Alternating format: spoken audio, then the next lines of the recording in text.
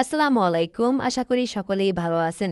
প্রিয় চাকরি প্রত্যাশী ভাই বোনেরা, আজকের ভিডিওতে আমি আপনাদেরকে কর কমিশনের কার্যালয়ের একটি নিয়োগ সার্কুলার দেখাবো, যেটা হচ্ছে কর অঞ্চলের নিয়োগ সার্কুলার। তো এই ভিডিওর মাধ্যমে আমি আপনাদেরকে এই সার্কুলার নিয়ে সকল ধরনের ইনফরমেশন জানানোর চেষ্টা করবো, যেখানে পদের নাম, পদসংখ্যা, শিক্ষাগত যোগ্যতা রয়েছে এবং সার্কুলারটাতে আপনারা এসএসসি পাস থেকে শুরু করে এইচএসসি অনার্স ডিগ্রি সকল শিক্ষাগত যোগ্যতার জন্য আলাদা আলাদা পদসংখ্যা রয়েছে।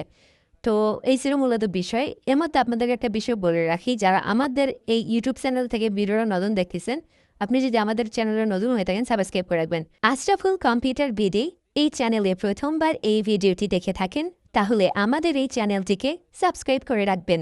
নোটিফিকেশন বেল বাটনটি অল প্রেস করে রাখবেন। ভিডিওটিতে লাইক করে দেবেন। আর যারা ইতিমধ্যে আমাদের এই চ্যানেলটিকে সাবস্ক্রাইব করে পাশে রয়েছেন, তাদেরকে অসংখ্য ধন্যবাদ আমাদের এই চ্যানেলটিকে সাবস্ক্রাইব করে পাশে থাকার জন্য। জরুরি প্রয়োজনে ডিসক্রিপশন বক্সে আমাদের ফেসবুক পেজের লিঙ্ক দেওয়া রয়েছে, এখানে ক্লিক করে দিবেন। সাথে সাথে আপনাকে আমাদের ফেসবুক পেজে নিয়ে আসবে। তো আমাদের ফেসবুক পেজ এবং ইউটিউব চ্যানেলে যে সকল আপডেটগুলো জানতে পারবেন, সরকারি, বেসরকারি, এনজিও, ডিফেন্স, শিক্ষক নিয়োগ, sales marketing, railway job, NGO job পাতার সকলে ভালো সকল ধরনের নিয়োগ বিজ্ঞপ্তির আপডেট জানতে পারবেন। পাশাপাশি নিয়োগ পরীক্ষার তথ্য পাবেন। তো আর কথা না বাড়িয়ে চলে যাচ্ছি মূল সার্কুলার পেজে। যারা ভিডিওটা দেখতেছেন পেজটি ফলো দিয়ে রাখবেন। আমরা বাংলাদেশের সকল নিয়োগ সার্কুলারগুলো কিন্তু ইউটিউব এবং ফেসবুক আপলোড করে থাকি, যে যেখানে দেখতেছেন আমাদের সঙ্গে যুক্ত থাকবেন। তো এখানে বলা হয়েছে অভ্যন্তরীণ সম্পদ বিভাগ কর এক শাখার অর্থ মন্ত্রণালয় শাখার প্রেক্ষিতে বলা হয়েছে যে কর অঞ্চল 12 ঢাকার নিয়োগ বিজ্ঞপ্তি ভালো করে দেখবেন। বর্তমানে কিন্তু কর অঞ্চলের বেশ কিছু জেলার নিয়োগ সার্কুলার রয়েছে, তার মধ্যে কিন্তু কর অঞ্চল ঢাকা 12 নিয়োগ সার্কুলার, ঠিক আছে, যেখানে বলা হয়েছে 13 থেকে 20তম গ্রেড পর্যন্ত বিভিন্ন পদের কিন্তু নিয়োগ বিজ্ঞপ্তি প্রকাশ করা হয়েছে। এখানে মোট 27টি কিন্তু শূন্য পদের তালিকা রয়েছে, মোট 27টি পদ রয়েছে এখানে। এই ছিল মূলত বিষয়। এরপরে বলা হয়েছে যে এখানে 1972-এর প্যারা 5 অনুযায়ী ঢাকা জেলার স্থায়ী বাসিন্দাদের নিকটতে নিম্ন বর্ণিত পদসমূহের পাশে বর্ণিত যোগ্যতা সম্পন্ন প্রার্থীদের শর্ত সাপেক্ষে টেলিটক বাংলাদেশ লিমিটেডের মাধ্যমে আবেদনের জন্য আহ্বান করা যাচ্ছে।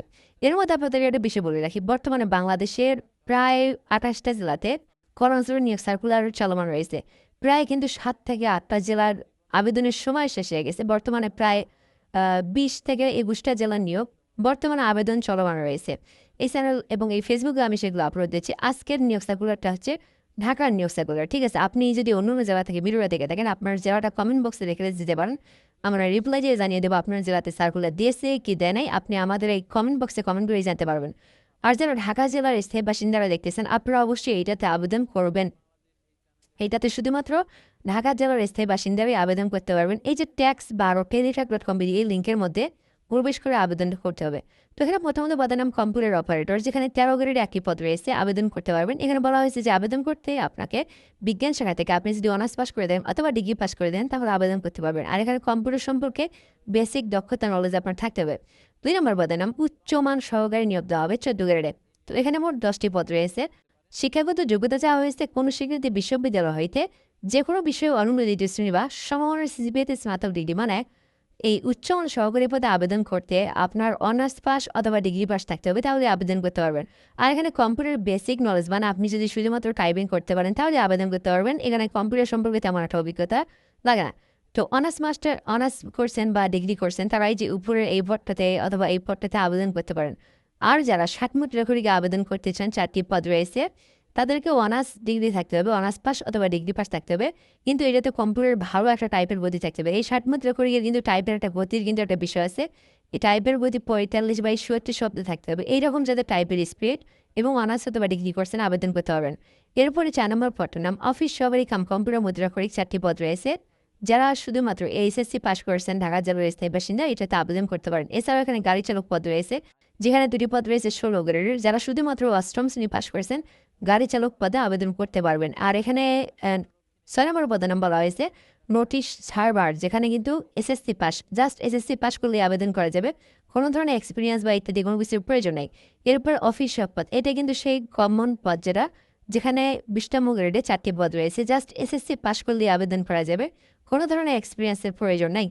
এই ছিল মূলত বিষয়। ঢাকা জেলার স্থায়ী বাসিন্দা যারা রয়েছে এই সার্কুলারটার এই পদগুলো দেখতে পারেন।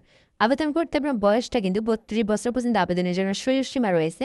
কীভাবে আবেদন করবেন? আবেদনের জন্য এখানে ট্যাক্স 12 টেলিটক.com দিয়ে একটি যে tax12anytype.com এই লিঙ্কের মধ্যে প্রবেশ করে আপনাদেরকে কিন্তু আবেদনটা করতে হবে। সো এটা ছিল মূলত বিষয়। এরপর বিষয়গুলো আমরা যে একটু দেখাই আপনাদেরকে। এখানে কীভাবে আবেদন করবেন, এই লিঙ্কে প্রবেশ করলে আপনার সামনে একটা ফর্ম চলে আসবে। ওই ফর্মের মধ্যে পার্সোনাল তথ্য এরকম একটা ফর্ম চলে আসবে। আমি আপনাদের ফুল ফর্মটা দেখাচ্ছি, এই যে এরকম একটা ফর্ম। সো এই ফর্মের মধ্যে আপনার সকল তথ্যগুলো দিয়ে আপনার আবেদনটা সম্পূর্ণ করতে হবে, ঠিক আছে? সো ফর্মটা আপনাদেরকে মানে ফিল আপ করতে হবে আর কি, তারপরে আপনারা আবেদনটা করতে পারবেন।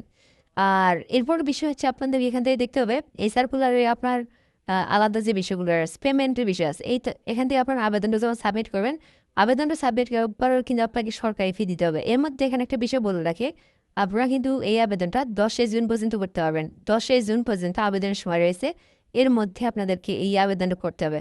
আর এখানে বলা হয়েছে যে SMS প্রেরণের যে নিয়মাবলী বা আপনি কীভাবে পেমেন্টটা করবেন সেই বিষয়টা এখানে বলে দেওয়া হয়েছে।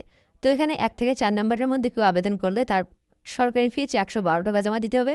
5 থেকে 7-এর মধ্যে আবেদন করলে তাকে 56 টাকা সরকারি পেমেন্ট ফি জমা দিতে হবে।